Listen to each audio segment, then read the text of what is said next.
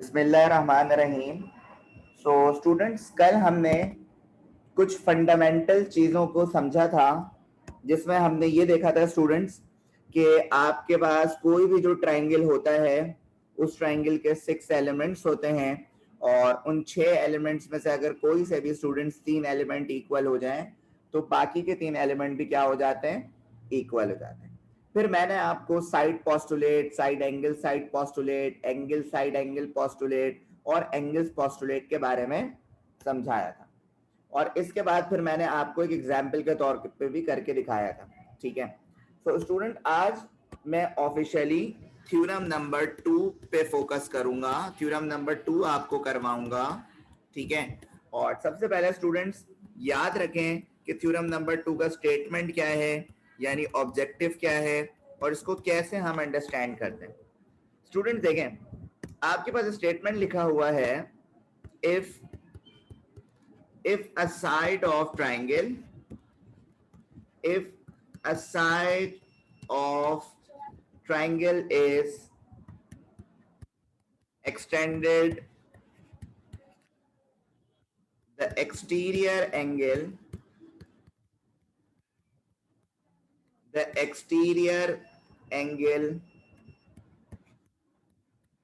so form is in measure greater than either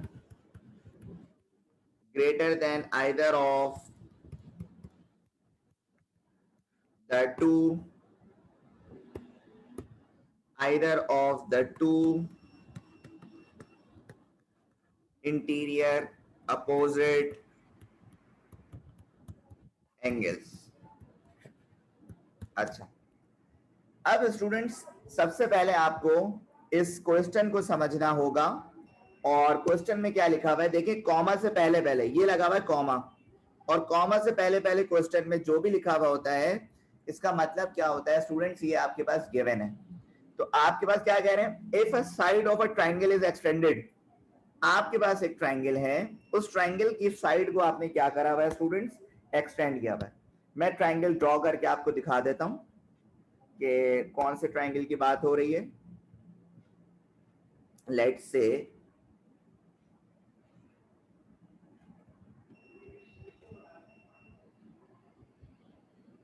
अच्छा जी, उसके बाद मैं कुछ इस तरह बना देता हूं। पहले पिक्चर बना दूं, जरा उसकी फिगर बना दूं ताकि आपको आसानी हो।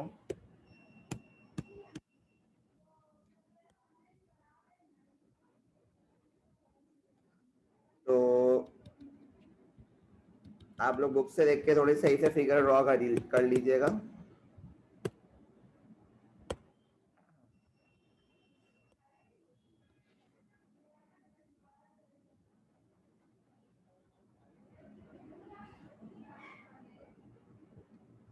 मैं काफी हद तक कोशिश कर रहा हूं कि अच्छी बन जाए, जिससे आपको समझ भी आ जाए।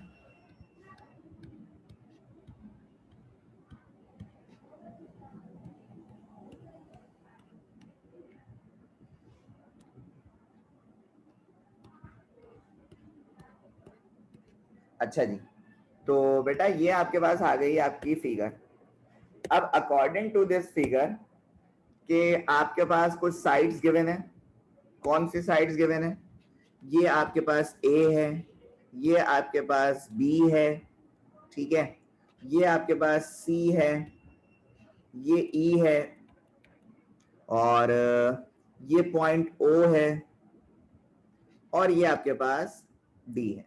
ठीक है, अब आपको क्या कह रहे हैं मेरे बच्चों कि भाई आपके पास ट्राइंगल की एक साइड को एक्सटेंड, जैसे ये ट्राइंगल है, ट्राइंगल ए बी सी, इसकी इस साइड को हमने क्या कर दिया, एक्सटेंड कर दिया। क्या कर दिया बेटा, एक्सटेंड कर दिया। अच्छा, उसके बाद क्या कह रहे हैं कि आपने प्रूफ क्या करना है, द एक्सटीरियर एंगल। क्या कह रहे हैं, द एक्सटीरियर एंगल कौन सा होता है स्टूडेंट, जो बाहर की तरफ बनने वाला होता है, जैसे ये इस एंगल की बात हो रही है।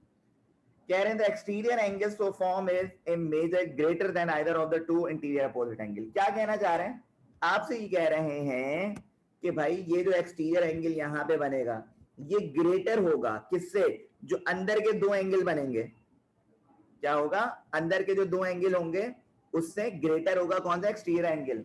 और ये मैंने आपको बात बताई भी थी चैप्टर नंबर 11 में कि एक्सटीरियर एंगल जो होता है स्टूडेंट्स वो हमेशा बड़ा होता है। ठीक है, तो स्टूडेंट्स ये आपके पास आपकी फिगर आ गई। ठीक है, आप स्टूडेंट्स चाहें तो बुक से भी कॉपी कर सकते हैं, इसमें कोई मसले की बात नहीं है।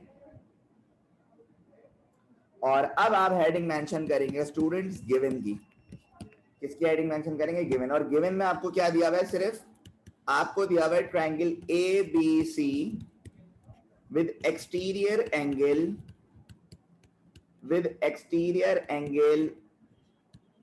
ए सी ई। ठीक है, आपको क्या गिवन है, triangle A B C given है और उसके साथ ये एक्सटीरियर एंगल गिवन है ए सी ई, ये जो एंगल है, ठीक है, ये एक्सटीरियर एंगल आपके पास गिवन है। और आपने प्रूफ क्या करना है बेटे, सर हमें प्रूफ करना है, देखो जिस तरह मैं लिख रहा हूं या जिस तरह बुक में फॉलो हुआ हुआ है उसी तरह ही काम करिएगा आप लोग। और आपने प्रूफ ये करना है कि measure angle A C E greater होगा किससे, मेजर एंगल ए, और उसके बाद दोबारा measure angle A C E greater होगा किसके, मेजर एंगल बी के। सही है, तो ये आपने करना है। अच्छा, आपको थोड़ा सा करना होगा कंस्ट्रक्शन। क्या करना होगा, कंस्ट्रक्शन। कंस्ट्रक्शन किसे कहते हैं बच्चों, मैं आपको बता रहा हूं। कंस्ट्रक्शन में आपने लिखा late O be the midpoint, let O be the midpoint of AC, और आपने आगे लिखा draw BO and cut off AC, cut off AC such that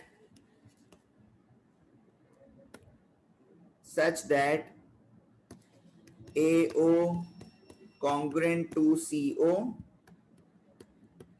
and extended BO to D such that BO congruent होगा किसके, OD। आपने करा draw CD। अब मैं आपको ये सब समझाता हूँ कि कंस्ट्रक्शन में मैंने करा क्या। देखिए डायग्राम को फोकस करिएगा। मैंने ये लिखा कंस्ट्रक्शन में कि लेट O जो है वो मिड पॉइंट है किसका, A और C का। मिड पॉइंट कहते हैं दरमियान में आने वाले पॉइंट को कहते हैं मिड पॉइंट। जैसे AC एक लाइन है, ये जो O पॉइंट है ये A और C का क्या है, मिड पॉइंट है। एक बात तो मैंने ये लिखी। उसके बाद क्या करा मैंने, B और O से एक लाइन बना दी, B और O से क्या करा, एक लाइन बना दी। सही है, अच्छा उसके बाद A और C को ये क्या कर रहा है, कट ऑफ कर रहा है।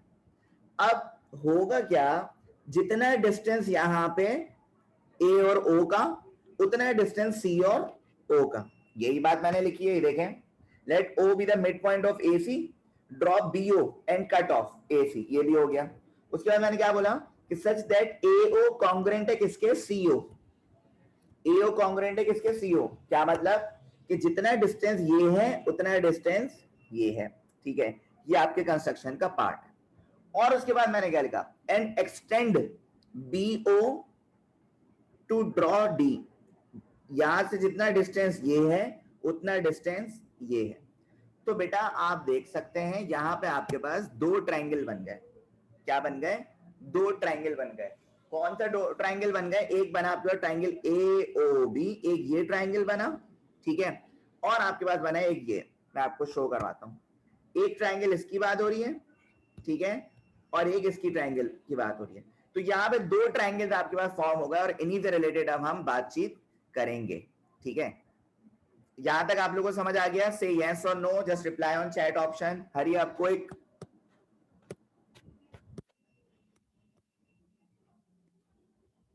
ओके ताहा, ओके ओके जज़ाकल्लाह। ठीक है, तो अब आपने क्या करना होता है, अब हेडिंग मेंशन करनी होती है, एक में लिखना होता है स्टेटमेंट और एक आपके पास होता है रीजन, ठीक है। और स्टेटमेंट और रीजन से पहले एक और हेडिंग होनी चाहिए स्टूडेंट्स ऊपर, प्रूफ की, ठीक है। ये सब आपके पास बुक में मेंशन है, मैं दोबारा इसलिए कर रहा हूं ताकि आपके कॉन्सेप्ट जो है वो क्लियर हो जाए, ठीक है। अच्छा, कुछ बच्चे पूछ रहे हैं कि ओबी3 ट्रायंगल नहीं बनेगा। भाई इसलिए नहीं बनेगा क्योंकि एक्सटीरियर एंगल हमें इस वाले एंगल को बड़ा करना है, ये इंटीरियर एंगल ये है इसके, ठीक है। तो यहाँ पे एंगल नहीं बनेगा क्योंकि इंटीरियर एंगल वो होते हैं जो गिवन हुआ वो होते हैं आपके पास, ठीक है। इस वजह से ओबीसी ट्रायंगल नहीं बनेगा। अच्छा जी, अब करना कुछ इस तरह है, आपने प्रूफ की हेडिंग लगाई, स्टेटमेंट रीजन की हेडिंग लगाई, और अब जो है हम सॉल्व करते हैं। पॉइंट नंबर 1 स्टूडेंट्स आपके पास है, इन ट्राइंगल AOB कॉरेस्पॉन्डेंस है ट्राइंगल COD के, ठीक है। ये इसके कॉरेस्पॉन्डेंस है। अब मैं जिस पोस्टुलेट के तहत चाहूं इसको कॉन्ग्रुएंट कर सकता हूं। कैसे? तो मैंने यहां पे इसको कॉन्ग्रुएंट करने के लिए करा, देखो मैंने लिखा AO कॉन्ग्रुएंट है किसके, OC के। और ये बात आपने कहां से ली है सर? ये बात हमने ली है कंस्ट्रक्शन से, ये पॉइंट हमने कंस्ट्रक्शन में लिखा है, ठीक है। इसी तरह स्टूडेंट्स आपके पास एंगल AOB कॉन्ग्रुएंट है किसके, एंगल COD के। क्या मतलब? पहले देखो कि AOB है कहां पे triangle, angle AOB, angle AOB ये वाला जो एंगल है स्टूडेंट्स, और किसके, एंगल COD, ये एंगल और ये एंगल, ये दोनों एक दूसरे के वर्टिकल एंगल्स हैं। क्या है स्टूडेंट्स? वर्टिकल एंगल्स हैं। तो इसीलिए इस पॉइंट के आगे मैं क्या लिख रहा हूं, वर्टिकल एंगल्स लिख रहा हूं। क्या लिख रहा हूं? वर्टिकल एंगल्स लिख रहा हूं, ठीक है। इसी तरह स्टूडेंट्स पॉइंट नंबर 3 मैंने इससे निकाला कि BO, ये भी कंस्ट्रक्शन का है, कि BO कॉन्ग्रुएंट है किसके, OD के। तो ये पॉइंट भी आपके पास कहां से आया स्टूडेंट्स? कंस्ट्रक्शन से आया। तो इस थ्योरम को समझना इतना ही आसान हो चुका है, क्योंकि सर आपने दोनों पॉइंट्स ये कहां से लिए हैं सर? कंस्ट्रक्शन पार्ट से लिए हैं। कहां से लिए हैं? कंस्ट्रक्शन पार्ट से लिए हैं। तभी तो बेटा मैंने यहाँ पे इसके रीजन में क्या लिखा, कंस्ट्रक्शन लिखा, ठीक है। तो बेटा आप देख सकते हैं। अच्छा मुझे बताओ, ये कॉरेस्पॉन्डेंस से स्टार्ट हुआ था ट्राइंगल स्टूडेंट्स, और यहाँ पे मैंने दो साइड्स ली और एक एंगल लिया। तो मैं इधर लिख सकता हूं, क्या लिख सकता हूं कि सर ट्राइंगल AOB कॉन्ग्रुएंट है किसके, ट्राइंगल COD के, ठीक है। और यहां पे स्टूडेंट्स मैंने कौन सा पोस्टुलेट यूज करा सर? आपने यूज करा, देखो कितनी साइड्स हैं इसमें, कौन बताएगा? जल्दी बताओ कितनी साइड्स हैं, कितनी साइड्स और कितने एंगल लिए? वेरी गुड, जबरदस्त। सो स्टूडेंट्स यहां पे आप लिखेंगे side angle side postulate, side angle side postulate, ठीक है। उसके बाद स्टूडेंट्स आप पॉइंट नंबर 3 पे आइए, और पॉइंट नंबर 3 में आपके पास है, क्या है देखें मैं आपको बताता हूं। पॉइंट नंबर 3 में आपके पास है कि measure angle A congruent to measure angle O, measure angle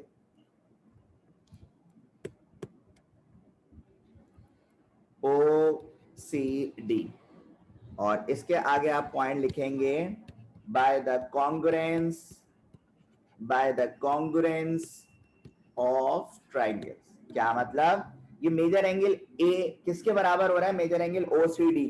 ये है कहां पर भाई? देखें A ये रहा एंगल, और OCD का है भाई, OCD मतलब कि ये आपका जो इंटरनल एंगल है ये बराबर हुआ किसके? एक्सटीरियर एंगल के, bye the congruence of triangle के, ठीक है। लेकिन एक बात याद रखिएगा, वो बात क्या है मैं आपको बताता हूं, ठीक है। वो बात क्या है मैं आपको बताता हूं, थोड़ा सा पेशेंस रखिएगा। पॉइंट नंबर 4 देखें। पॉइंट नंबर 4 में आपके पास लिखा हुआ है but measure angle O A C E equal है किसके, measure angle O C D plus measure angle D C O, और ये आपके पास है angles addition, angle addition postulate, angle addition postulate. ठीक है, 1 मिनट रुकिएगा स्टूडेंट्स। अच्छा जी, तो ये आपके पास है एंगल एडिशन पोस्टुलेट। अच्छा, तो बात क्या हो रही है देखें, समझे जरा, फिगर को देखकर ही काम हो रहा है सारा। इसमें बात ये हो रही है कि मैं ये कह रहा हूं कि ये जो एंगल ए है, सॉरी ये जो एंगल ए सी ई है, मतलब ये वाला जो एंगल है, ठीक है, ये वाला एंगल जो है वो बराबर है, किसके बराबर है, दो एंगल्स का सम। कौन से दो एंगल हैं, एक बन रहा है एंगल आपके पास डी सी ओ या सी ओ डी या ओ सी डी, एक ही बात है, ओ सी डी। मतलब ये जो एंगल है वो जो ये एंगल बन रहा है इसका सम है, और कौन सा एंगल बन रहा है, इसका सम है। ठीक है, मतलब आपके पास ये दो अलग अलग एंगल हैं, एक ये और एक ये। ठीक है, ये दो अलग अलग एंगल हैं और इन एंगल्स का सम है ये एक बड़ा। ठीक है, तो कहने का आपको मकसद ये है कि मतलब आपने करना कुछ इस तरह है काम बच्चों। नेक्स्ट पेज पे करता हूं क्योंकि यहाँ पे जो है वो जगह खत्म हो गई है। अच्छा, तो पॉइंट नंबर 4 तक हमने कर लिया, और पॉइंट नंबर 5 पे हमने लिखा कि measure angle A C E greater है मेजर एंगल सी या ओ सी डी। ठीक है, और इसके रीजन में आपने लिखा whole is greater than its part, greater than its part. ठीक है, अच्छा इसका मतलब क्या है, इसका मतलब ये है कि मेजर एंगल ए सी ई, कहाँ है ए सी ई, फिगर कहाँ है भाई, फिगर ए सी ई, ये जो है वो बड़ा है, किससे बड़ा है, ये बड़ा है ओ सी डी से। किससे, ओ सी डी, ये वाले से। तो सर ये जब इससे बड़ा है तो ये जो है स्टूडेंट्स वो आपके पास इससे भी बड़ा होगा, इंटरनल एंगल से भी बड़ा होगा। किससे, इंटरनल एंगल से। तो यहां पे बेटा आपने पॉइंट नंबर 6 लिखा। पॉइंट नंबर 6 स्टूडेंट्स आपने लिखा कि measure angle A C E greater है किसके, मेजर एंगल ए। ठीक है, और यहाँ पे आपने लिखा कि रीजन में लिखा कि मेजर एंगल ए कॉन्ग्रेंट है measure angle O C D के। ये बात आप प्रूव कर चुके हैं स्टेटमेंट नंबर 3 में, प्रूव्ड इन स्टेटमेंट 3। स्टेटमेंट 3 अगर आप देखें तो स्टेटमेंट 3 में ये बात आपने लिखी है कि मेजर एंगल ए कॉन्ग्रेंट है किसके, measure angle O C D के। सही है, इसी पॉइंट को मैंने यहाँ पे मेंशन करा। ठीक है, अब आखिरी में आप देखें मैंने यहाँ पे लिखा similarly measure angle A C E greater है किसके, मेजर एंगल डी के, और रीजन में आप लिखेंगे बाय द अबव प्रोसेस। ठीक है, और जब थ्योरम खत्म हो जाए आखिरी में यहाँ पे लिखते हैं क्यू ई डी। ठीक है, जिसका मतलब होता है students which was to be proved. आपने स्टूडेंट सिर्फ करना ये है, जो थ्योरम मैंने अभी आपको समझाया ये आप सब सुकून से कॉपी में लिखें। ठीक है, चाहे आप बुक से लिखें या इस लेक्चर से लिखें, आपकी मर्जी है, लेकिन आपने इसको 2-3 दफा खुद से पढ़ के समझना है जैसे मैंने समझाया। ठीक है, 2-3 दफा पढ़ेंगे आपको समझ आ जाएगा कि क्या बात हो रही है। बस याद रखिएगा करना क्या है, करना ये है भाई कि ये जो बाहर वाला एंगल है इसको ग्रेटर साबित करना है किससे, ये जो अंदर के दो एंगल बन रहे, दैट्स इट, ये करना है आपने बस। ठीक है बच्चों, तो स्टूडेंट्स अल्हम्दुलिल्लाह हमारा आज थ्योरम नंबर 2 कंप्लीट हुआ। अगर किसी को कोई सवाल करना है तो वो कर लें, फिर मैं लेक्चर ऑफ करूंगा।